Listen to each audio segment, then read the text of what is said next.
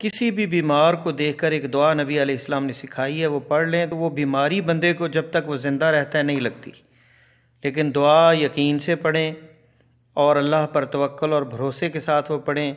جامع ترمذی میں یہ حدیث ہے اور صحیح حدیث ہے، نبی علیہ السلام نے فرمایا کہ جب بھی کوئی کسی بیمار آدمی کو دیکھے، مصیبت زدہ کو دیکھے تو یہ کلمات کہے: الحمد للہ الذی عافانی مما ابتلاک وفضلنی علی کثیر ممن خلق تفضیلا۔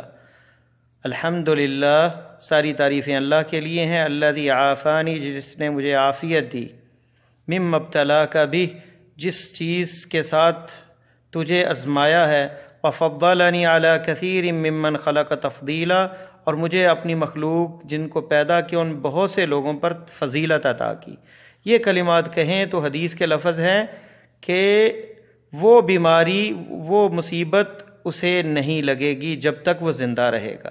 کتنی عظیم حدیث ہے اور کتنا زبردست یہ دعا ہے کہ اللہ کے نبی صلی اللہ علیہ وسلم کا یہ فرمان ہے کہ کوئی بھی بیمار بندہ، چاہے کرونا وائرس کسی کو ہے، کوئی بھی بیماری، اسے دیکھ کے یہ پڑھ لیں تو آپ کو انشاءاللہ تعالی وہ بیماری نہیں لگے گی۔